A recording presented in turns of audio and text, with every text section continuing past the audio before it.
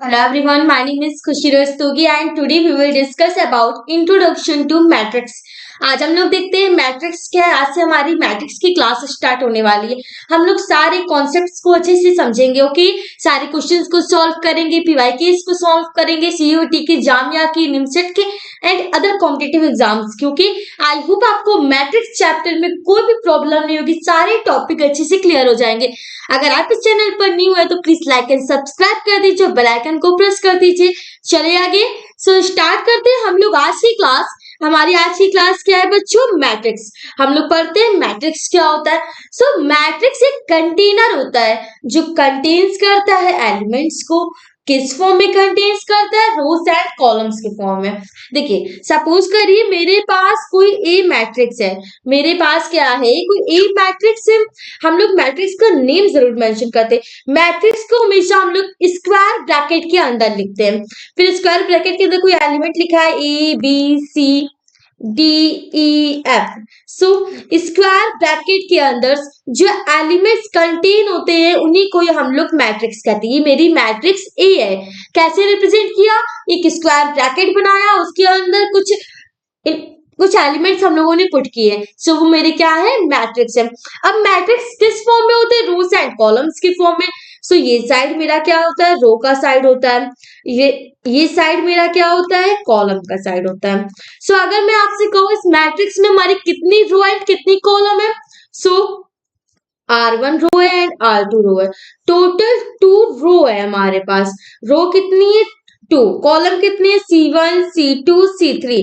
Total 3 मेरे पास क्या है? कॉलम है। सो इससे हम लोगों को पता चल गया कि मेरे पास 2 रोज एंड 3 कॉलम का एक मैट्रिक्स है जिसका नाम ए है। डिफिनेशन देख लेते हैं। Rectangular representation of numbers in rows and column is called a matrix. Its arrangement is enclosed by a square bracket.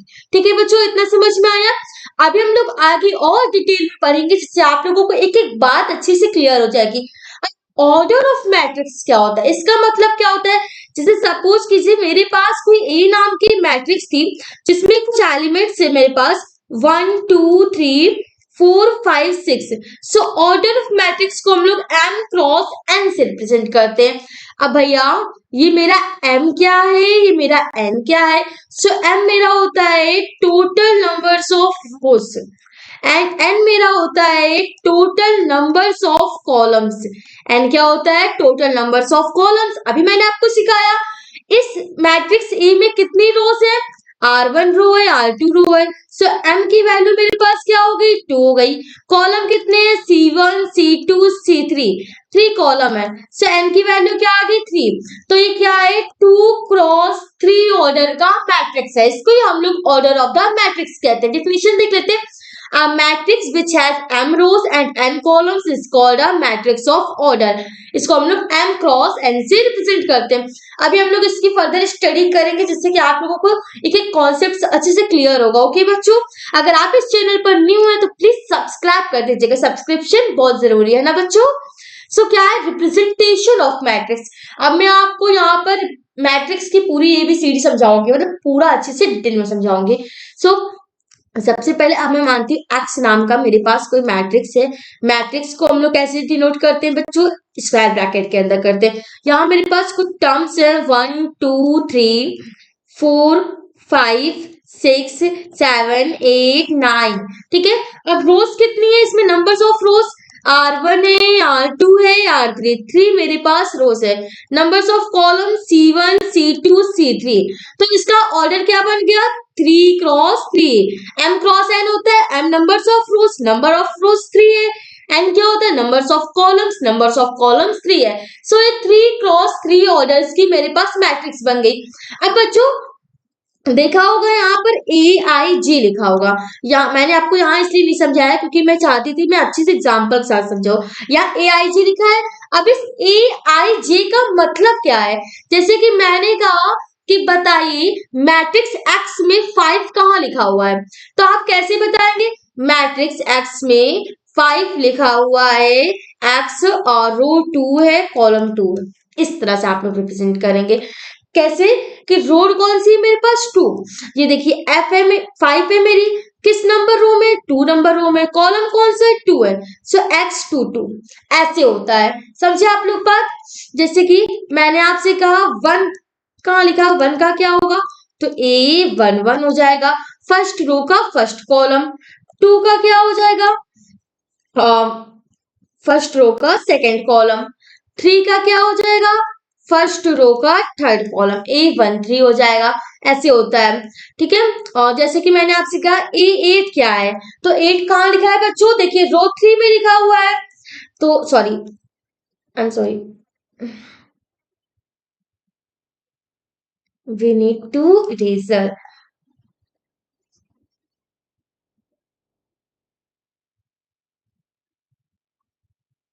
8 आ जाओ। 8 मेरा कहाँ लिखा हुआ है? रो 3 में लिखा हुआ है, कॉलम नंबर 2 है। सो इस तरह से हम लोग रिप्रेजेंट करते हैं, ठीक है बच्चों। आई होप आप लोगों को इतना अच्छे से समझ में आ रहा होगा। अब बताइए बच्चों 6 क्या लिखा है? सो 6 का ऑर्डर नंबर क्या है? रो 2 है मेरा, कॉलम नंबर 3 है। सो इस तरह से हम लोग रिप्रेजेंट करते हैं। आई होप आपको रिप्रेजेंटेशन ऑफ मैट्रिक्स अच्छे से क्लियर हो गया होगा।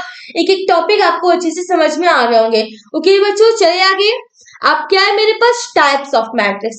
टाइप्स ऑफ मैट्रिक्स बहुत इंपॉर्टेंट है। मैं आज पार्ट 1 में आपको सिर्फ थ्योरी समझाऊंगी, फिर पार्ट 2 से हम लोग कॉन्सेप्ट समझेंगे एंड उसके साथ क्वेश्चंस भी सॉल्व करेंगे, ठीक है। इसलिए पार्ट 2 बहुत इंपॉर्टेंट है, पार्ट 1 क्योंकि बेसिक है हमारा मैट्रिक्स का, सो इट्स मोस्ट इंपॉर्टेंट। क्या है? Row matrix. अब बच्चों रो मैट्रिक्स क्या कहती है? एक ऐसी मैट्रिक्स होनी चाहिए जिसमें केवल एक ही रो हो, सो उसको हम लोग बोलेंगे रो मैट्रिक्स, ठीक है। जैसे कि कॉलम चाहे जितने हो, कॉलम से मुझे मतलब नहीं है, लेकिन रो एक होनी चाहिए। जैसे सपोज करिए मेरे पास कोई ए मैट्रिक्स है जिसमें कि एलिमेंट्स है 1 2 3 4 5। अब इसमें नंबर्स ऑफ कॉलम्स कितने हैं? 5, बट नंबर्स ऑफ रोज कितनी है? 1।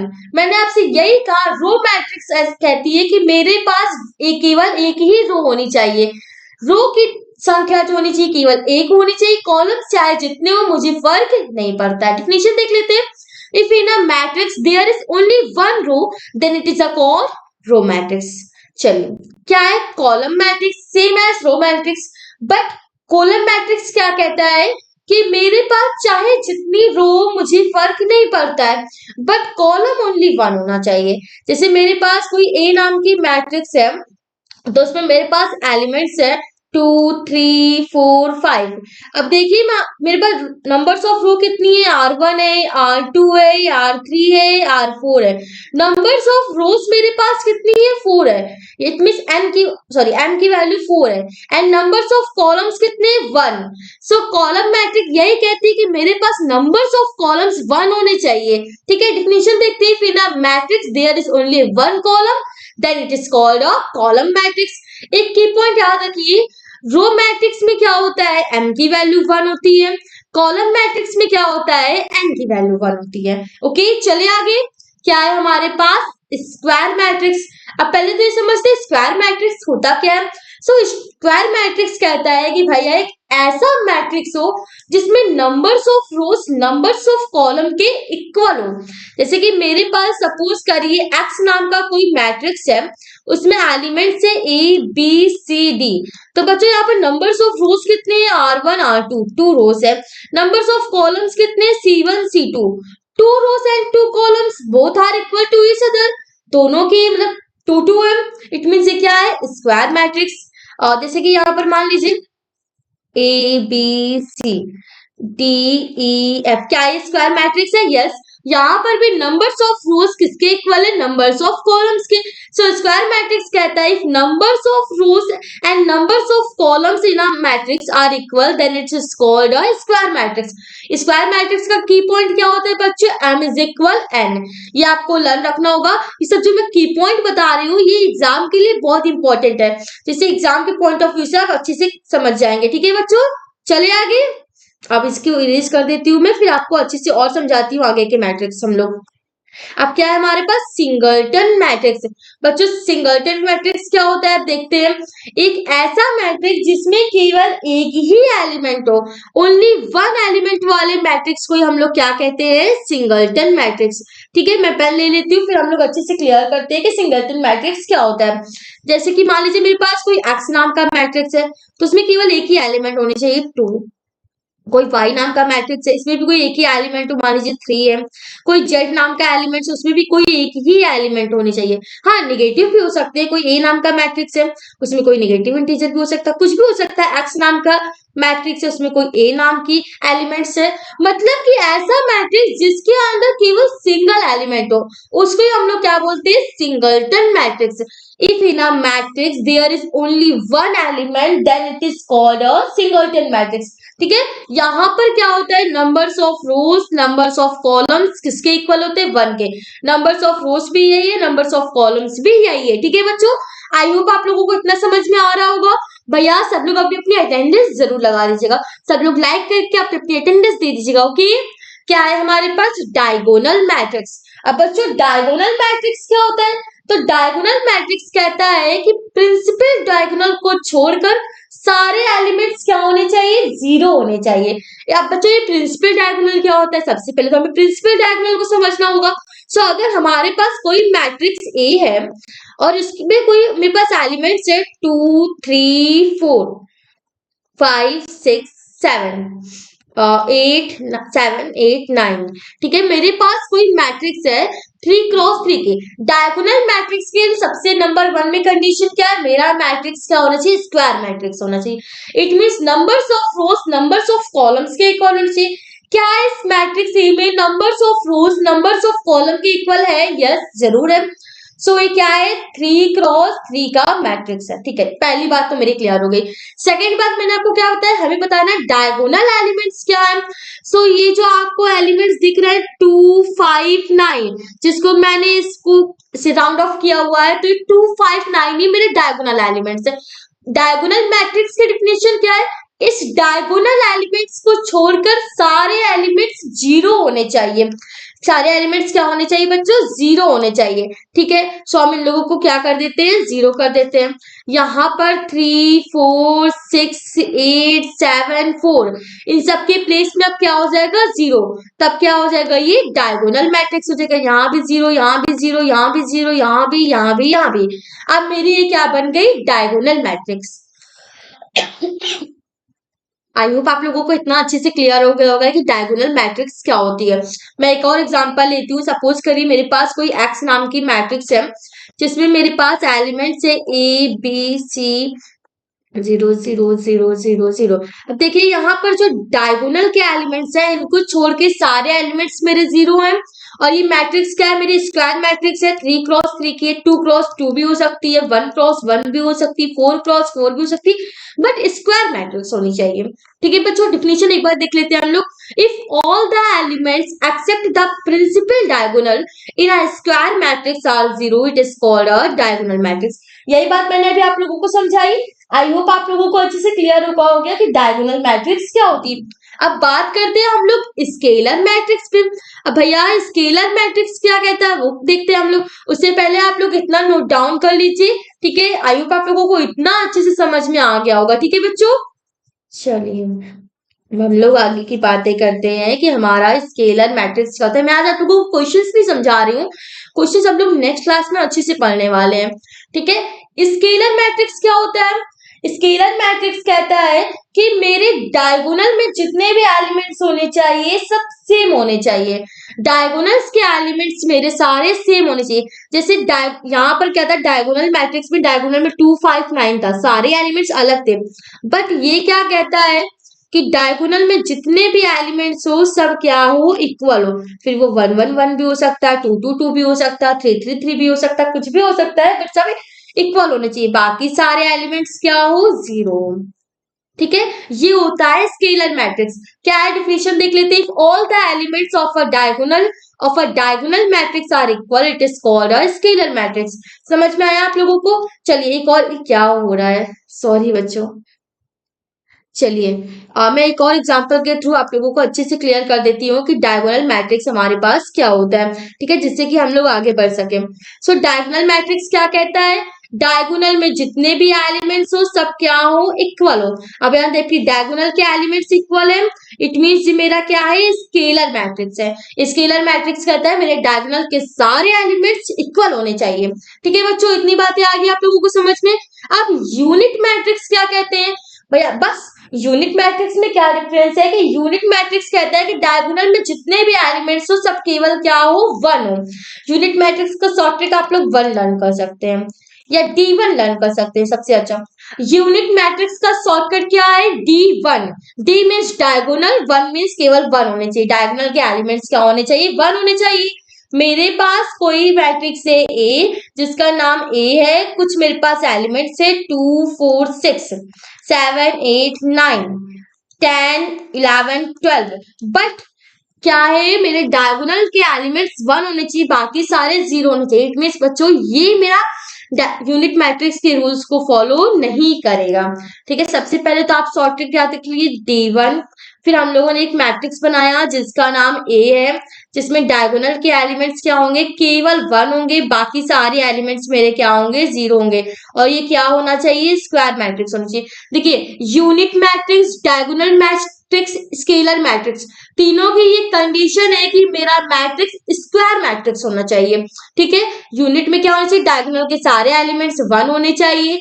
स्केलर में क्या होना चाहिए, डायगोनल में चाहे जो एलिमेंट्स हो बस सारे एलिमेंट्स इक्वल होने चाहिए। फिर डायगोनल मैट्रिक्स क्या कहता है कि डायगोनल एलिमेंट्स को छोड़कर सारे एलिमेंट्स जीरो होने चाहिए। ठीक है, इतनी बात आप लोग क्लियर हो गई। और बच्चों हम लोग यूनिट मैट्रिक्स को वन से डिनोट करते हैं। किससे डिनोट करते हैं, वन के साथ डिनोट करते हैं। ठीक है, अब आते हैं इक्वल मैट्रिक्स क्या कहता है, बहुत ही इजी। इक्वल मैट्रिक्स, अगर मेरे पास टू मैट्रिक्स है जिसका नाम ए है, दूसरे का नाम बी है, तो वो तभी इक्वल होंगे एक दूसरे के जब वो सेम ऑर्डर में होंगे। इट मीन्स अगर मेरे पास कोई मैट्रिक्स ए है जिसका ऑर्डर 2 क्रॉस 2 है, एंड मेरे पास सेकंड मैट्रिक्स बी है जिसका ऑर्डर मेरे पास 2 क्रॉस 3 है, तो क्या हम लोग A इज इक्वल बी बोल सकते हैं, नहीं बच्चों। A इज इक्वल बी तभी होगा, सॉरी यहाँ पर तो 2 क्रॉस 3 मैंने कर दिया है। हाँ, अगर 2 क्रॉस 3 है, चलिए देख लेते हैं, दोनों की ऑर्डर क्या है, सेम है। यहाँ भी ऑर्डर 2 क्रॉस 3, यहाँ भी ऑर्डर 2 क्रॉस 3 है, तब तो हम लोग बोल सकते हैं कि हाँ A इज इक्वल बी है। बट अगर यहाँ पर 3 क्रॉस 3 कर दे, तो देखिए ए का ऑर्डर 2 क्रॉस 3 है, बी का ऑर्डर 3 क्रॉस 3 है, दोनों की ऑर्डर अलग है, सो ए इज नॉट इक्वल बी। बस मैं आपको यही समझाना चाहती हूँ, हम दो मैट्रिक्स को तभी इक्वल करेंगे जब दोनों के ऑर्डर सेम होंगे। ठीक है बच्चों, क्या है definition, two matrix A and B are said to be equal matrix if they are same order and their corresponding elements are equal. ठीक है, चले आगे।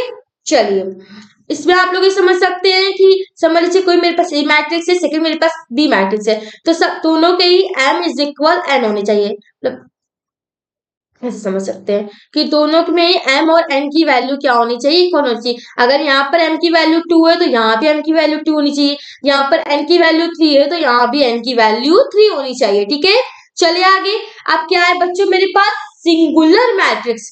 सिंगुलर मैट्रिक्स क्या कहता है कि कोई भी मैट्रिक्स तभी सिंगुलर मैट्रिक्स होगा जब उस मैट्रिक्स का डिटरमिनेंट क्या आएगा, जीरो। अब भैया ये डिटरमिनेंट कौन सी बला है, ये कहां से आ गया, समझाती हूँ। जैसे कि मेरे पास कोई मैट्रिक्स है, आप लोग समझ लीजिए, और 2 3 4 5, उसमें कुछ एलिमेंट्स है मेरे पास। अब मैंने आपसे कहा कि इसका डिटरमिनेंट हमें फाइंड करना है, तो ये होता है डिटरमिनेंट का साइन।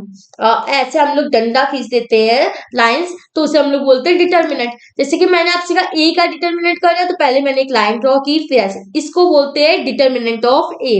अब ए का डिटरमिनेंट कैसे फाइंड होगा, 2 क्रॉस 2 मैट्रिक्स के लिए भी मैं बता रही हूँ, तो इसका इससे मल्टीप्लाई कर देंगे, इसका इससे मल्टीप्लाई कर देंगे, बीच में क्या कर देंगे, माइनस का साइन लगा देते हैं। सो 2 5 10, माइनस का साइन, 4 3 12, 10 माइनस 12 माइनस 2। क्या डिटरमिनेंट ऑफ ए की वैल्यू 0 आ रही है, नो, इट मीन्स ये मेरा सिंगुलर मैट्रिक्स नहीं है। दूसरा एग्जांपल देखते हैं, शायद उसमें आ जाए। मेरे पास कुछ एलिमेंट्स है, ठीक है। अब इसका हमें क्या करना है, डिटरमिनेंट ऑफ ए फाइंड करना है। कैसे करना है, क्रॉस कर देते हैं, 4 3 12, बीच में माइनस का साइन, 6 2 12, 12 माइनस 12 0। यस, यहाँ पर देखिए डिटरमिनेंट ऑफ ए की वैल्यू 0 आ रही है, और मैंने आपसे कहा था अगर डिटरमिनेंट ऑफ ए की वैल्यू 0 आ रही है तो हमारा मैट्रिक्स क्या हो जाएगा, सिंगुलर मैट्रिक्स हो जाएगा। आई होप आप लोगों को समझ में आ गया होगा कि सिंगुलर मैट्रिक्स क्या होता है। ठीक है, डिफिनेशन देखते हैं। अब matrix A is said to be singular matrix if its determinant is equal 0, otherwise non singular matrix. So ये वाला मेरा मैट्रिक्स क्या था, नॉन सिंगुलर मैट्रिक्स था। ठीक है, अभी तो मैंने आपको 2 क्रॉस 2 ऑर्डर का बताया है। अब हम लोग बात करते हैं 3 क्रॉस 3 ऑर्डर के। 3 क्रॉस 3 ऑर्डर के मैट्रिक्स का हम लोग डिटर्मिनेंट कैसे फाइंड करते हैं। बच्चों ध्यान से समझिएगा, हमारे पास कोई ए नाम की मैट्रिक्स है जिसमें 1 2 3 4 5 6 7 8 9 कुछ मेरे पास इसमें एलिमेंट्स दिए गए 3 क्रॉस 3 का। इसको बहुत ध्यान से समझिएगा। सो मैंने आपसे कहा मुझे डिटर्मिनेंट ऑफ ए फाइंड करना है। वैसे आप कॉम्पिटिटिव एग्जाम के स्टूडेंट्स हैं, आप लोगों ने तो मैट्रिक्स 2 क्रॉस 2 की मैट्रिक्स 3 क्रॉस 3 की मैट्रिक्स का डिटर्मिनेंट निकालना फाइंड किया होगा। बट आज हम लोग रिवीजन कर रहे हैं, हमारा फिर से बेसिक से स्टार्ट हो रहा, तो मैं रिवीजन के लिए आपको अच्छे से समझाती हूँ कि हम लोग इसका डिटर्मिनेंट कैसे फाइंड करते हैं। सबसे पहले क्या करते हैं, रो 1 से फर्स्ट वाला कॉलम उठाते हैं जिसमें 1 लिखा हुआ है। सो मैंने उसको 1 को लिया, मैंने स्क्वायर ब्रैकेट लगाया। अब इस रो 1 को हमने पूरा हाइड कर दिया। मेरे इस पेन को निपको देखिएगा, और फिर इस कॉलम 1 के पूरे एलिमेंट्स को हाइड कर दिया। तो मेरे पास क्या बचा, 5 6 8 9। ठीक है, बीच में क्या लगता है, माइनस का साइन, 2 है। ओके, सो 2 वाले पूरे कॉलम को हाइड किया, 2 वाली पूरी रो को हाइड किया, तो मेरे पास क्या बचा, 4 7 6 9। ओके, फिर लास्ट में क्या लगता है, प्लस का साइन लगता है, 3 था। फिर 3 वाली इस पूरे रो को हाइड किया, इस पूरे कॉलम को हाइड किया, तो मेरे पास क्या बचा, 4 5 7 8। अब बच्चों ये मेरे पास क्या बन गई, 2 क्रॉस 2 मैट्रिक्स। मैंने आपको 2 क्रॉस 2 का डिटर्मिनेंट सिखाया था कैसे फाइंड करते हैं। सो इसके आगे आप लोग करेंगे। ठीक है, मैंने ये समझा दिया कि 3 क्रॉस 3 का निकालते कैसे। समझाने के बाद कि मेरा क्या बना, 2 क्रॉस 2 का ही बना। सो इसका तो आप लोगों ने किया हुआ है ना, मैंने अभी समझाया आपको कि 2 क्रॉस 2 का कैसे करते। चलिए मैं फिर से समझा देती हूँ। मान लीजिए 2 क्रॉस 2 का ये ले लेते हैं, तो इसका इसमें मल्टीप्लाई, इसका इसमें मल्टीप्लाई, तो मेरा क्या बन जाएगा, 2 क्रॉस 2 का मैट्रिक्स। ठीक है, एक चीज मुझसे थोड़ी सी गड़बड़ हो गई, आप लोगों ने नहीं ध्यान दिया शायद। यहाँ पर हमारा डिटर्मिनेंट का साइन लगना है बच्चों, ना कि मैट्रिक्स का साइन लगना है। ठीक है बच्चों, चलिए समझते हैं हम लोग। बच्चों प्लीज सब लोग अपनी अपनी अटेंडेंस दे दीजिएगा, अप्रिशिएट करना तो बनता है। प्लीज लाइक कर दीजिए, सब्सक्राइब कर दीजिएगा और अपने फ्रेंड्स को भी शेयर कर दीजिए। ये हो गया हमारा डिटर्मिनेंट का साइन। अब 2 क्रॉस 2 का मुझे डिटर्मिनेंट फाइंड करना आता है, सो हम लोग इस डिटर्मिनेंट ए की वैल्यू हम लोग फाइंड कर सकते हैं। ठीक है बच्चों, अब हम लोग क्या बात करते हैं, ट्रायंगुलर मैट्रिक्स क्या होती है। सो मैं आपको ट्रायंगुलर मैट्रिक्स को एक एग्जांपल के थ्रू समझाती हूँ। सपोज करिए हमारे पास कोई सेट ए है। सबसे पहली बात कि ट्रायंगुलर मैट्रिक्स के कितने टाइप्स होते हैं, 2 टाइप्स होते हैं। Triangular matrix are 2 types. Number 1 types को हम लोग बोलते हैं अपर ट्रायंगुलर मैट्रिक्स। नंबर 2 को हम लोग बोलते हैं लोअर ट्रायंगुलर मैट्रिक्स। एक होता है मेरा अपर ट्रायंगुलर मैट्रिक्स, दूसरा होता है लोअर। ठीक है, अब ये अपर ट्रायंगुलर मैट्रिक्स क्या है, लोअर ट्रायंगुलर मैट्रिक्स क्या, हम लोग इसको समझते हैं। सपोज करते हैं मेरे पास कोई मैट्रिक्स ए है जिसमें एलिमेंट्स है A B C D E F, C बहुत दूर हो गया, जी एच आई। ठीक है, मैंने सपोज किया कि मेरे पास कोई एलिमेंट्स ए है, कोई मैट्रिक्स ए है जिसमें ये एलिमेंट्स है। सो अपर ट्रायंगुलर मैट्रिक्स कहता है कि डायगोनल के नीचे के सारे एलिमेंट्स क्या होने चाहिए, 0 होने चाहिए। ये डायगोनल से ए ई आई, सो डायगोनल के नीचे जितने भी एलिमेंट्स है वो सब अगर 0 होते हैं तो उस मैट्रिक्स को हम लोग बोलते हैं अपर ट्रायंगुलर मैट्रिक्स। सो अगर हम इनको 0 कर देते हैं तो हमारी बन जाएगी अपर ट्रायंगुलर मैट्रिक्स। ये 0 हो गया, ये 0 हो गया, ये 0 हो गया। देखिए एक ट्रायंगल बन रहा है, वो भी कैसा ट्रायंगुलर बन रहा है, अपर साइड ट्रायंगुलर बन रहा है। सो हम लोग इसको बोलेंगे अपर ट्रायंगुलर मैट्रिक्स। सो डिफिनीशन आप लोग लिख सकते हैं कि डायगोनल के नीचे साइड जितने भी एलिमेंट्स है उनको 0 करने पर जो ट्रायंगुलर बनता है उसको हम लोग अपर ट्रायंगुलर मैट्रिक्स कहते हैं। अपर ट्रायंगुलर मैट्रिक्स की एक कंडीशन होती है कि आपका मैट्रिक्स हमेशा स्क्वायर मैट्रिक्स होना चाहिए। देखिए ये 3 क्रॉस 3 के ऑर्डर का स्क्वायर मैट्रिक्स है, तभी इसमें अपर ट्रायंगुलर मैट्रिक्स बनेगा। अब भैया लोअर ट्रायंगुलर मैट्रिक्स क्या होता है, सपोज करिए हमारे पास कोई मैट्रिक्स बी है जिसमें एलिमेंट्स है मेरे पास A B C D E F G H and I. तो ये कहता है कि डायगोनल के ऊपर के जितने भी एलिमेंट्स होते हैं वो जीरो होने चाहिए। लोअर में क्या है कि डायगोनल के ऊपर के एलिमेंट्स जीरो होने चाहिए। इट मीन्स ये बी सी एफ, अगर इन तीनों की वैल्यू जीरो हो जाती है तो हमारा क्या बनता है, लोअर ट्रायंगुलर मैट्रिक्स बन जाएगा। ठीक है, नो प्रॉब्लम, इनकी वैल्यू जीरो, इनकी वैल्यू जीरो, इनकी वैल्यू जीरो। अब इनकी हेल्प से जो मेरा ट्रायंगुलर बनेगा वो कैसा बनेगा, लोअर ट्रायंगुलर मैट्रिक्स। ये मैं आपको इसलिए समझा रही हूँ कि आगे जो हम लोग क्वेश्चन करेंगे तो फिर क्वेश्चंस को सॉल्व करने में upper triangular matrix and lower triangular का बहुत यूज है, इसलिए आप लोगों को पता होना चाहिए कि क्या होता है। आई होप आप लोगों को अच्छे से क्लियर हो गया होगा कि अपर क्या होता है, डायगोनल के नीचे के एलिमेंट्स को जीरो करने पे अपर बनता है, डायगोनल के ऊपर के एलिमेंट्स को जीरो करने पे क्या बनता है, लोअर ट्रायंगुलर मैट्रिक्स बनती है।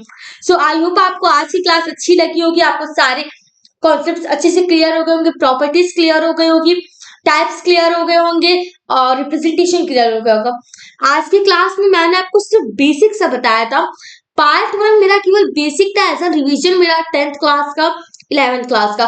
पार्ट 2 में हम लोग सीयूईटी एग्जाम या के मोस्ट इंपोर्टेंट क्वेश्चंस देखेंगे, उनके बेस पे जो एग्जाम्स में क्वेश्चंस आते हैं उसके बारे में डिस्कस करेंगे। सो पार्ट 2 मोस्ट इंपोर्टेंट, इसको देखना मत भूलिएगा। ओके, अगर आप लोगों ने अपनी अटेंडेंस नहीं लगाई तो लाइक करके प्लीज अटेंडेंस लगा दीजिएगा, सब्सक्राइब कर दीजिएगा। Thank you so much. Radhe Radhe.